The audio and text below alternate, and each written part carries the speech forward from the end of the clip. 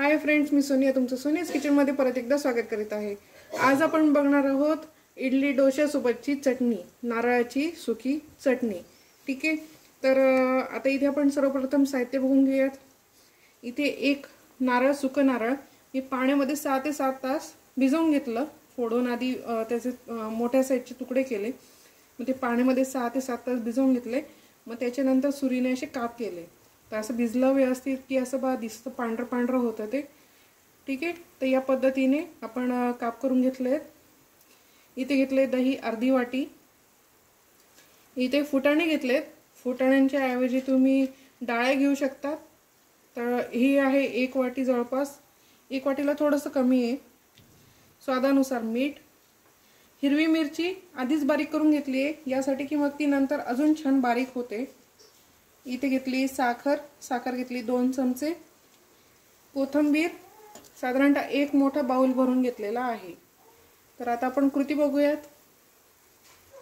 इथे आपण मिक्सरचा जार घेतलेला आहे, त्याच्यामध्ये आपण टाकणार आहे सुकं खोबरं। आणि सुकं खोबरं थोडं आपण अदरवदर आधी बारीक करून घेणार आहे, आणि मग नंतर जे सर्व जिन्नस आपण पाहून घेतलेत ते सर्व आपण मिक्स करून बारीक करून घेणार आहे। थोडंसंच पाणी टाकायचं लागलंच तर, टाकू नये। अशा प्रकारे सर्वप्रथम आपण खोबरं बारीक करून घेतलेलं आहे।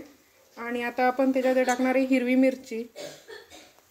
तर हिरवी मिरची तुमच्या अंदाजाने घ्या, जर कधी तुम्हाला जास्त स्पायसी हवं असेल तर तुम्ही थोडी अजून जास्त घेऊ शकता। त्याच्यानंतर टाकतोय दही।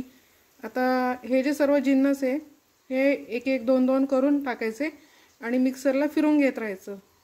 आता मी दही आणि हिरवी मिरची टाकून सर्वप्रथम फिरवून घेते, देन परत बाकीचं ॲड करते। सो फ्रेंड्स, इथे आपण सगळं व्यवस्थित क्रश करून घेतलेलं आहे। तुम्ही बघू शकता किती छान हिरवीगार झालेली आपली चटणी, आणि खूप टेस्टी सुद्धा झाली। तुम्ही अशी सुद्धा एन्जॉय करू शकता।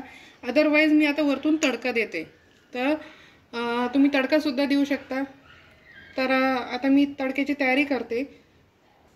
सो आता आपण इथे तडका देणार आहे चटणीला। तर तेल 4 चमचे घेतले आहे, त्याच्यामध्ये आपण टाकणार आहे मोहरी। तर मोहरी व्यवस्थित तडतडू द्यायची, तेल अजून तापलेलं नाही, तापतंय। मोहरी छान तडतडायला सुरुवात झाली आहे, तर आता आपण टाकणार आहे कढीपत्ता। आणि मस्त की हा गरमागरम तडका आपण चटणीवर टाकणार आहे।